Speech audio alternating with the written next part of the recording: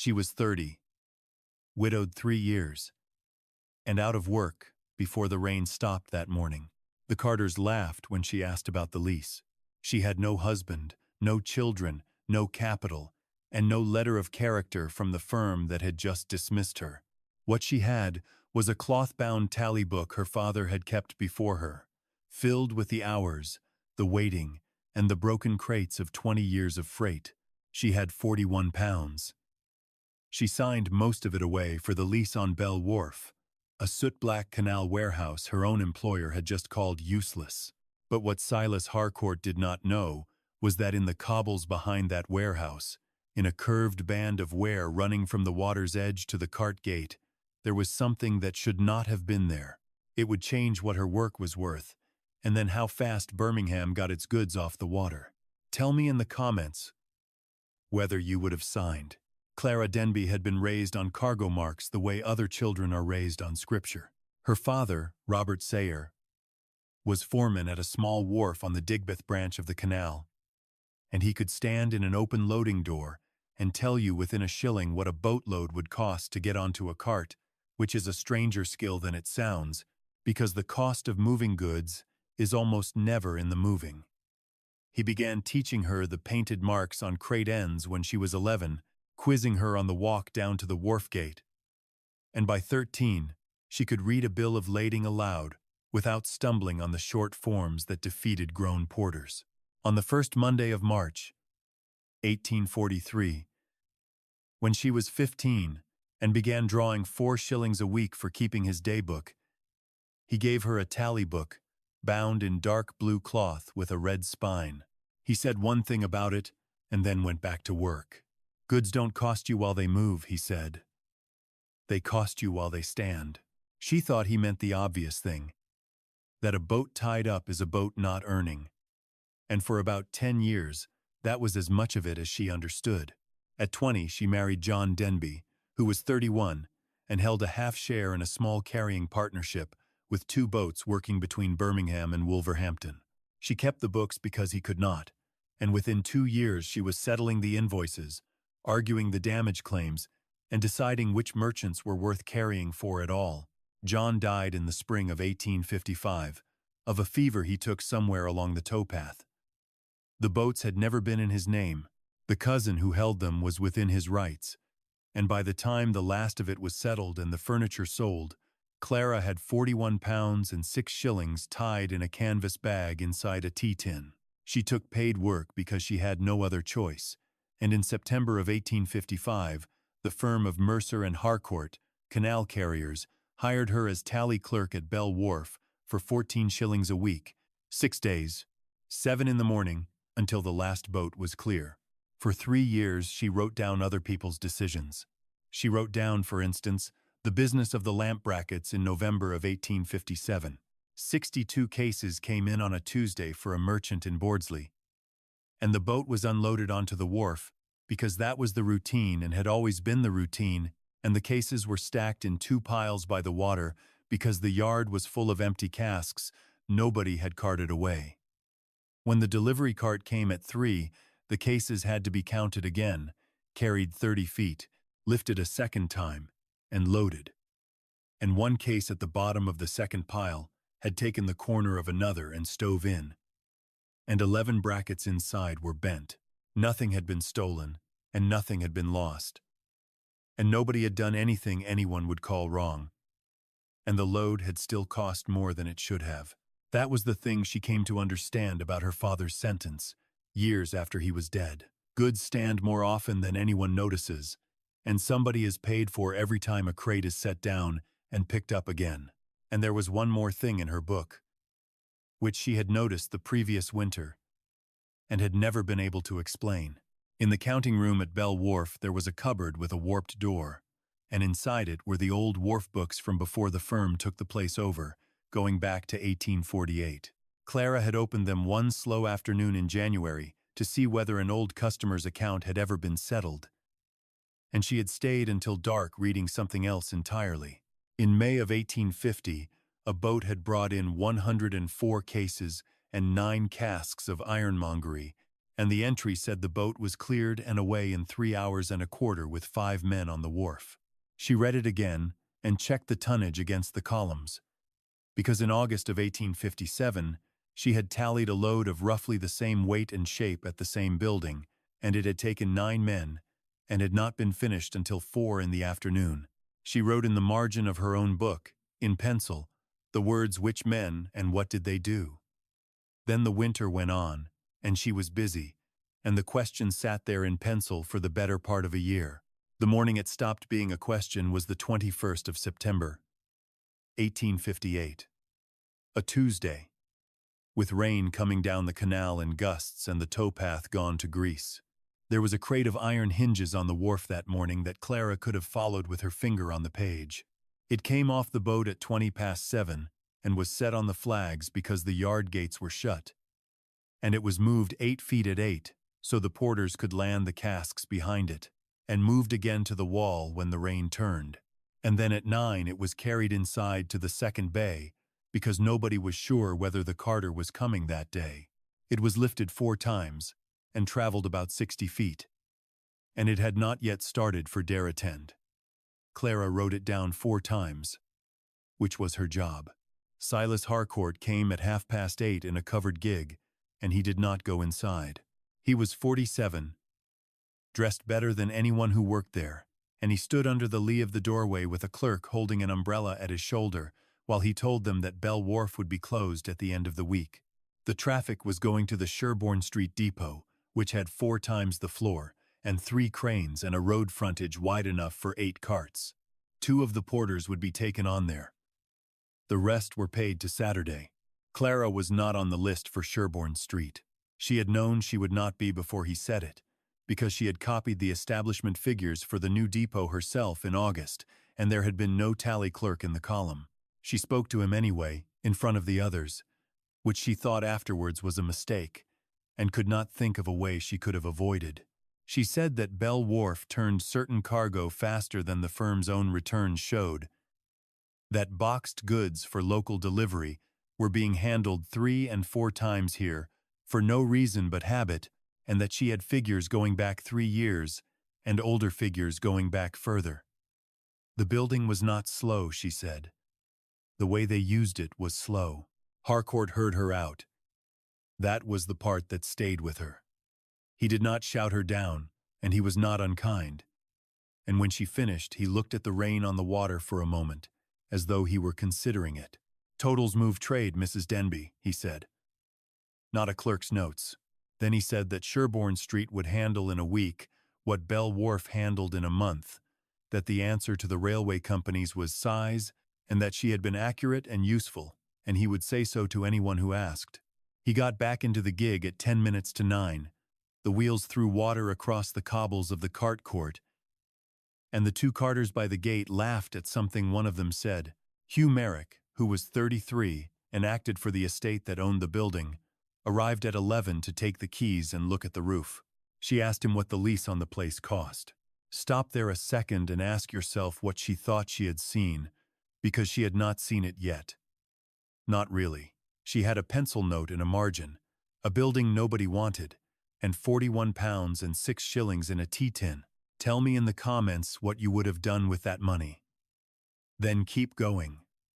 Because the first thing the building did was take almost all of it. Hugh Merrick did not laugh, which she noticed.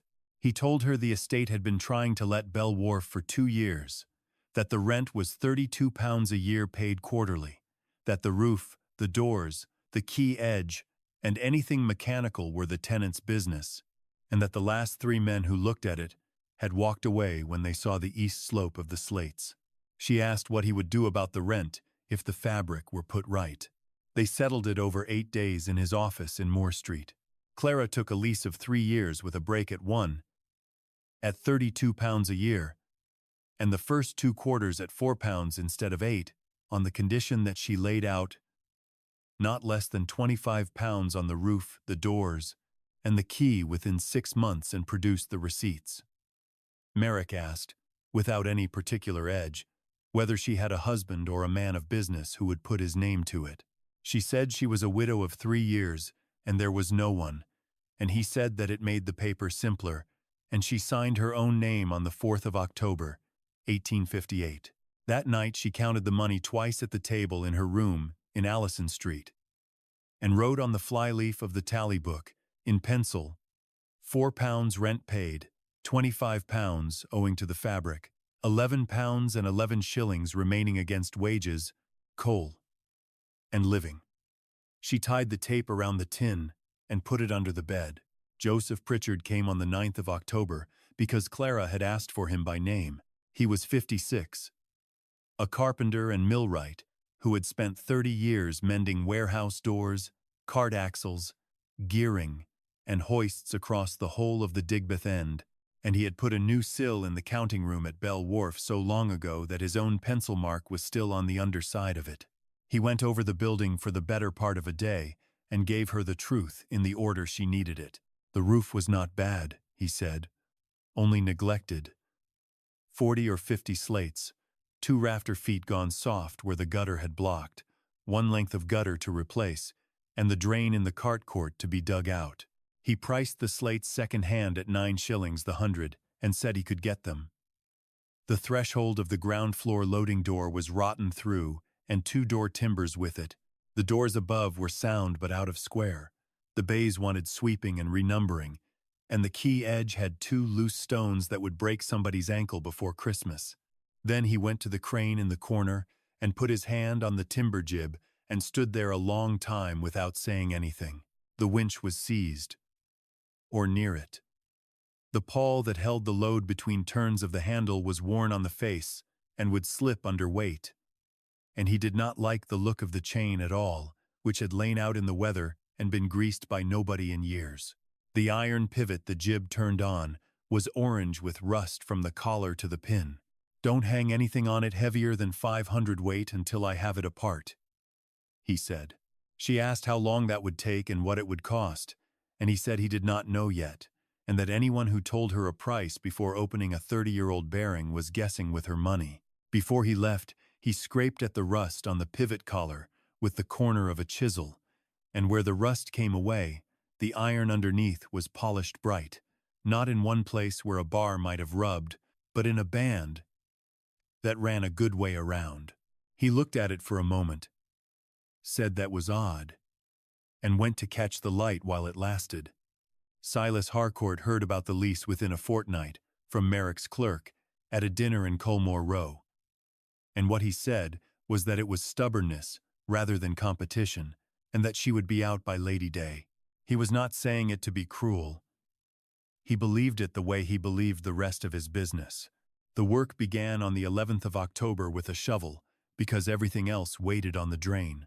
The cart court sloped very slightly towards a gully in the corner, and the gully had been stopped for years, so the water stood in the middle of the yard in a sheet an inch deep.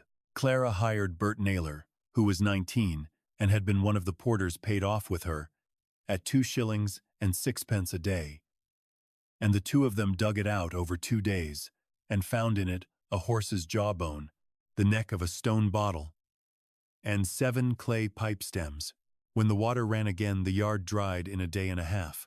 Joseph and a slater called Peter Ives, who was 28 and worked fast and said almost nothing, stripped and reset the east slope over 4 days, 46 slates on, and the gutter made good at the joint at 4 and 6 a day for Joseph, and 5 shillings for Ives.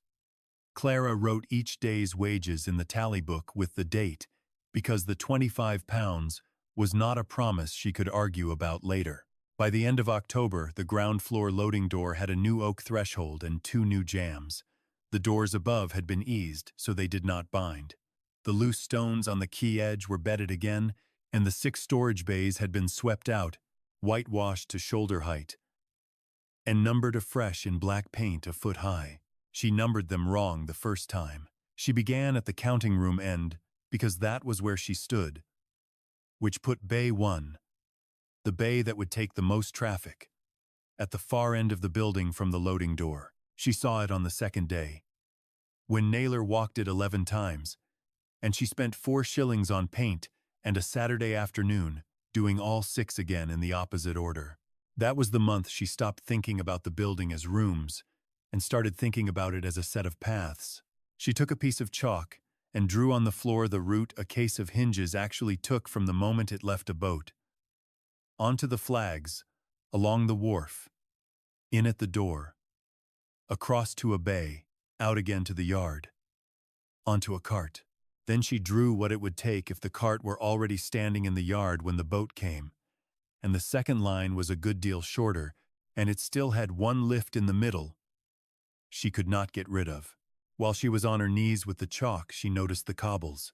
The cart court was laid in ordinary blue paving, with a set of larger stones near the corner of the building, under the crane.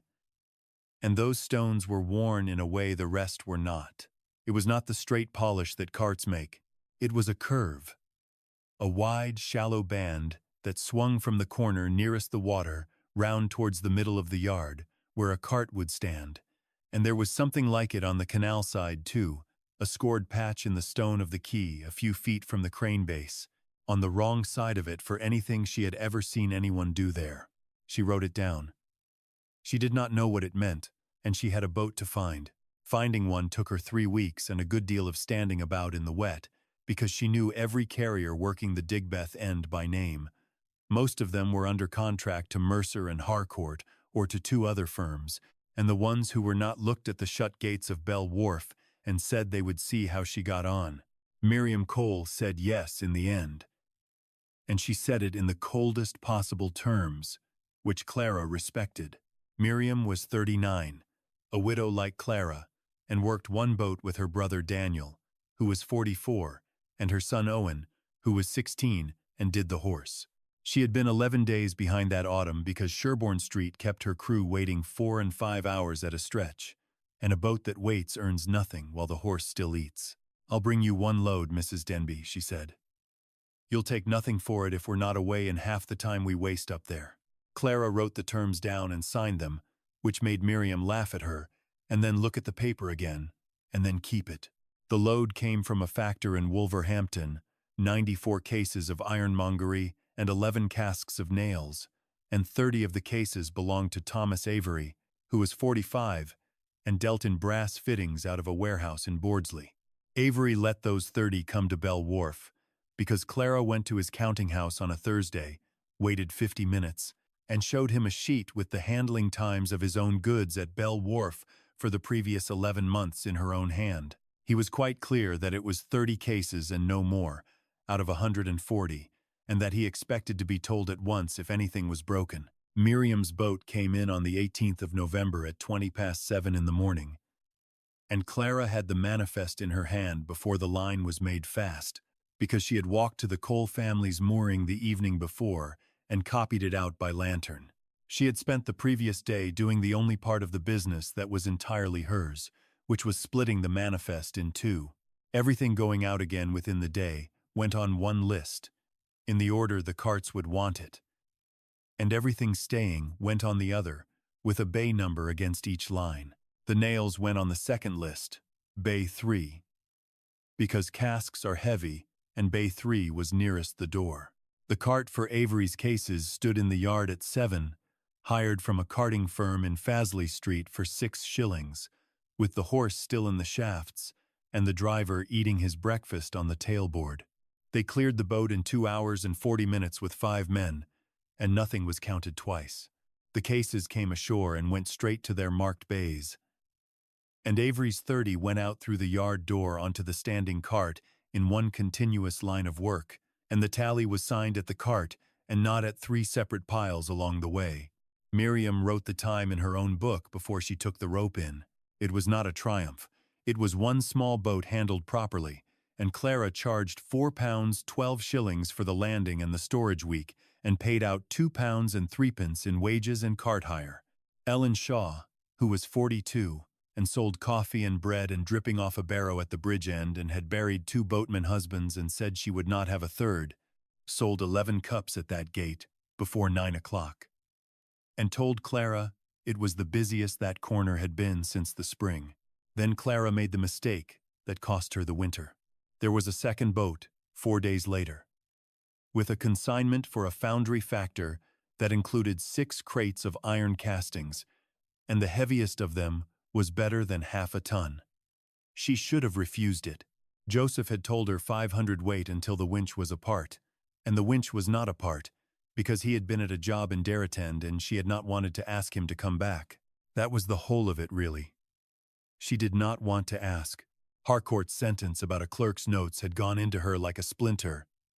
And a woman who has to send for a man every time an iron thing needs looking at is, she thought, exactly what he had described.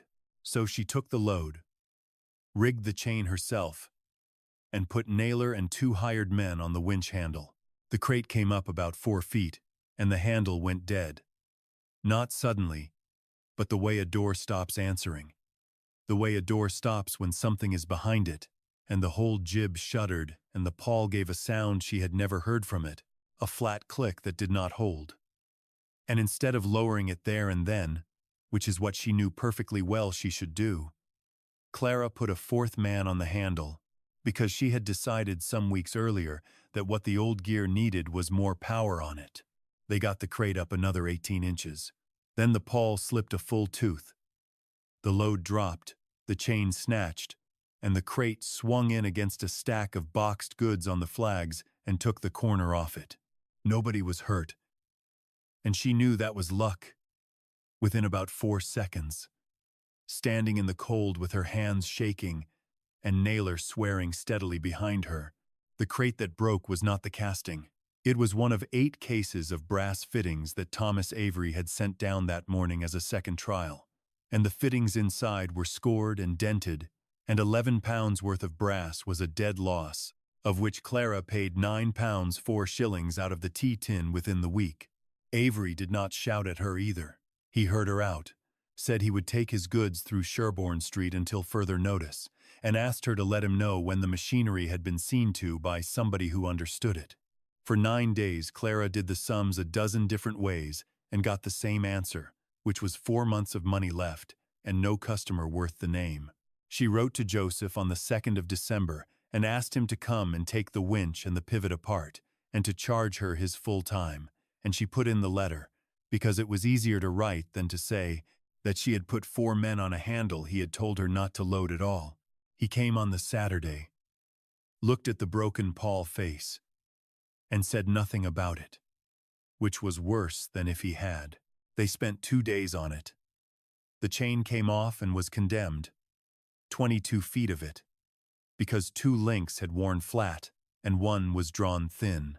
The winch drum came out of its bearings, the gear teeth scoured with rust but sound underneath, and the pawl and its spring were worn past use. Then they got to the pivot at the foot of the jib, which took most of the 2nd day, because it had not turned in so long that it had made itself part of the building. What was under the rust was better made than either of them expected. A proper bushed pivot with a thrust plate under it, and the polished band Joseph had found with his chisel ran nearly 2/3 of the way round the collar. Iron does not polish itself. Something had turned on that bearing for years, through a long arc, and there was an iron stop pin driven into a hole in the base plate. A rough job. Later than the rest, no more than a bar hammered in and burred over. Joseph took 11 minutes to get it out. With the pin in, the jib could only swing about as far as the edge of the canal doors, which was the only movement anyone at Bell Wharf had made in living memory. Somebody pinned it after a mend, Joseph said. Easier than truing it. And once it's pinned, nobody knows any different. Clara went and got her book. She read him the entry from May of 1850, 104 cases, and 9 casks cleared in 3 hours and a quarter with 5 men, and the entry from August of 1857, the same weight, 9 men. Most of a day. Then she took him out into the yard and showed him the shallow curved band worn into the paving under the corner of the building, the scored stone on the quay, a few feet from the crane base, and the standing near the middle of the yard, where somebody, at some cost, had lifted the old paving and set hard blue brick on edge in a rectangle about the size of a cart bed. Nobody makes a standing like that for a cart that only ever gets loaded by hand from a doorway. You make it where a cart takes weight from above, again and again, in the same spot, For years. She had spent 2 months believing the answer at Bell Wharf was more men on the handle. The old crews had not been stronger or better paid or luckier. They had been going a shorter way, and the building had been built to let them. Joseph stood in the yard with his hands in his pockets, in almost exactly the way her father used to stand.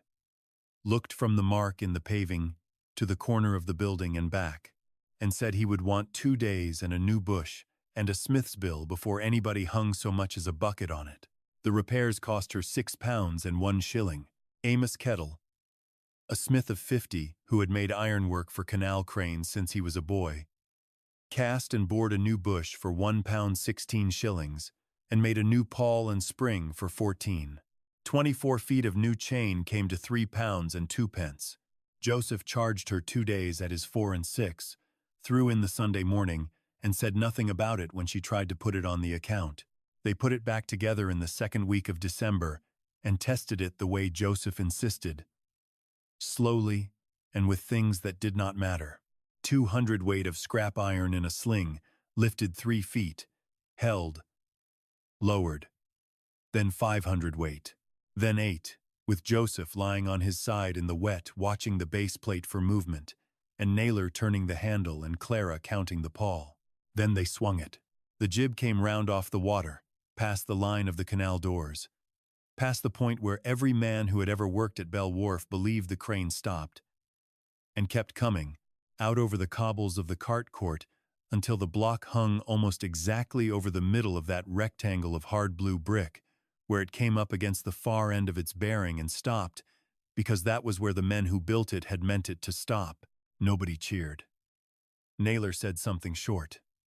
Joseph got up off the ground, brushed his knees, and said he would want to grease it weekly and look at the base plate every month. On the 16th of December they did it with cargo. Miriam brought a half-load down and stood the boat under the crane, and a cart from Paisley Street stood on the blue brick, and a case of ironmongery weighing about 300 weight came up out of the boat, swung round through the air over the corner of the yard, and went down onto the cart bed without ever having touched the ground. Clara watched it with her watch open in her hand, and what she saw was not the crate, but the ledger.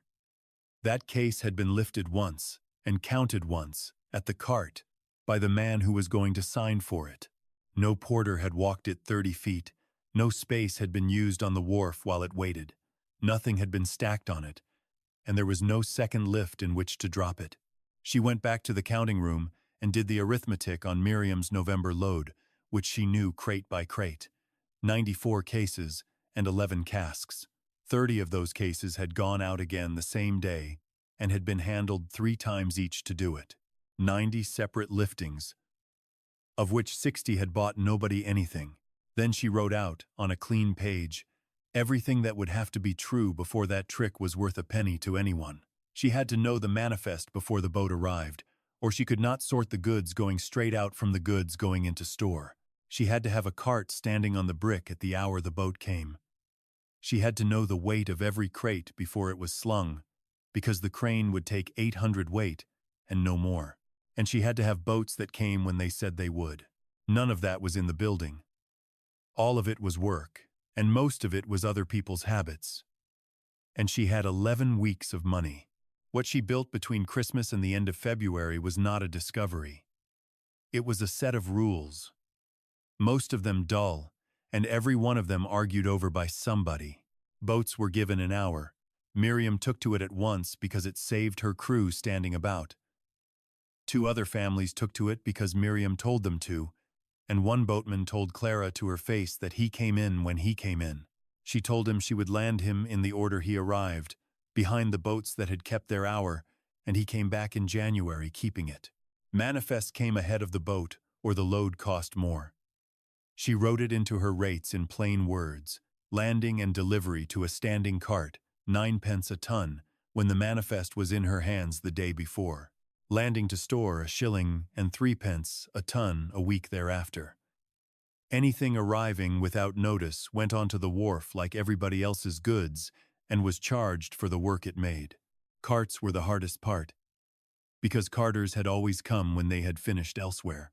She went to Paisley Street and made a standing agreement with a carting firm for 2 horses and 2 men at fixed hours on 3 mornings a week, and paid a shilling an hour for waiting time, which every carter she knew thought was madness, until they worked out that they would rather be paid to stand at Bell Wharf than stand for nothing at Sherborne Street. Joseph painted a board and screwed it to the wall by the crane. 800 weight, and the weight of the sling to come out of that. Clara had it whitewashed round so it could be seen from the boat. In January, she turned away a load of 4 cast beams for a millwright at Small Heath because 2 of them were near a ton each, and she sent the man to Sherborne Street herself and gave him the name of the clerk to ask for, and it cost her about £2 she badly wanted. The crew settled at 4 and a boy. Bert Naylor stayed. Sam Purslow, who was 23, came in November and turned out to be the best man on a winch handle she ever had. Tom Hollis, who was 35 and had 8 years at a railway goods yard behind him, came in December for 15 shillings a week and ran the floor. And Willie Ash, who was 14, swept, fetched, and held horses for 5 shillings. Thomas Avery came back on the 20th of January.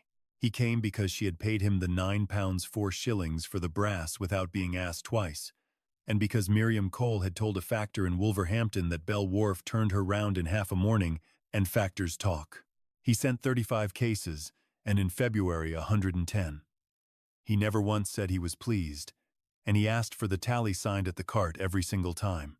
By the last week of February, Bell Wharf was handling 5 regular boats a week, holding goods for 3 merchants, and taking between £11 and £14 a week, against wages, cart hire, coal, rent, and grease of about 8. She was not making money. She was, for the first time since October, not losing it, and she had stopped taking anything out of the tin. Silas Harcourt came to Bell Wharf on the 2nd of March, on a dry morning, and this time he came inside. He walked the floor, read the bay numbers, looked at the board by the crane and at the chalked hours on the slate by the counting room door, and watched a boat land 40 cases in 50 minutes with 4 men while a cart stood waiting on the blue brick. He was not stupid, and Clara had never thought he was. He understood what he was looking at inside, about 10 minutes.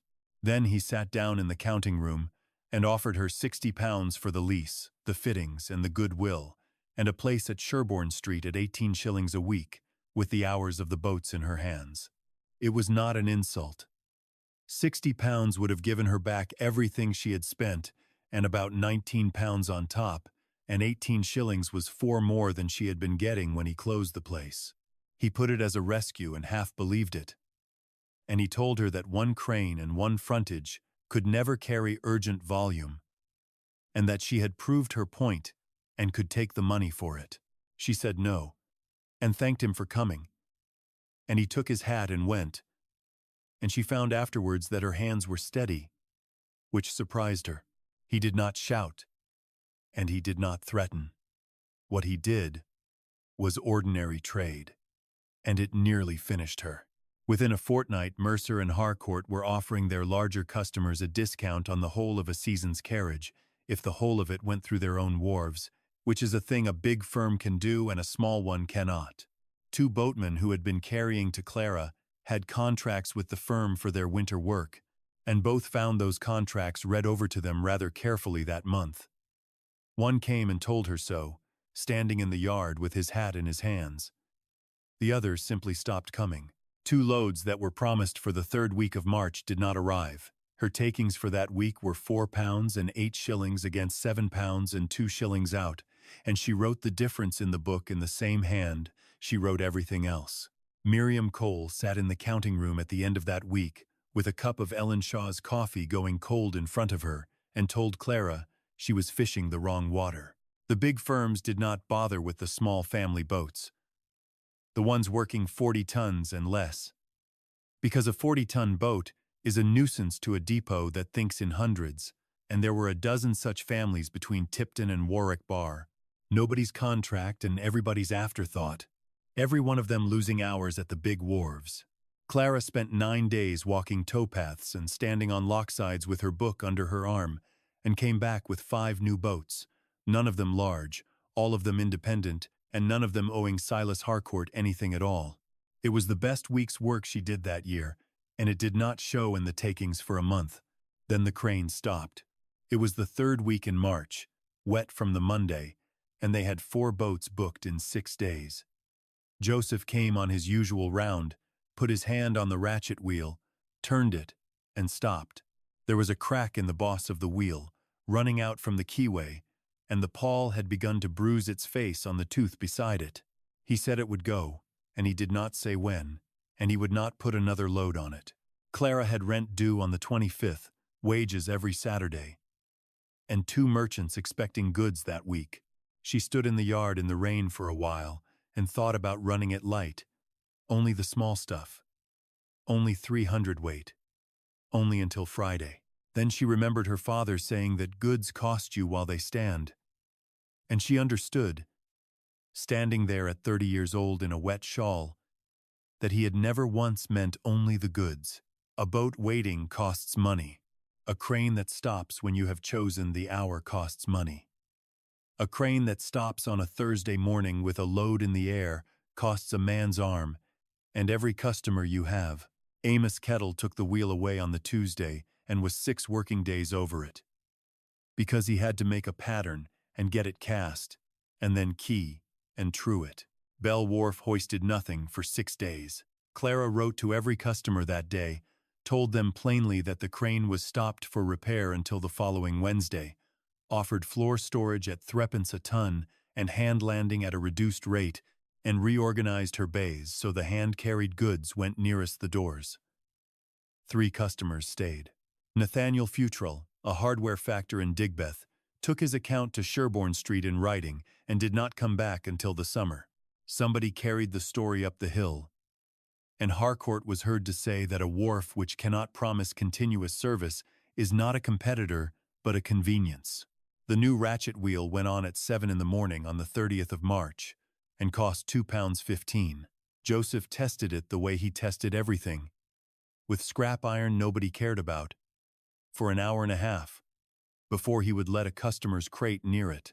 The thing that made Bell Wharf's name happened on the 12th of April, 1859, and it happened because of a stoppage that had nothing to do with Clara at all. There was a burst in the bank on one of the arms above the town on the Thursday, and traffic that should have spread over 3 days came down all at once on the Monday, and Sherborne Street had 11 boats waiting, and a goods yard behind it already backed up with railway traffic.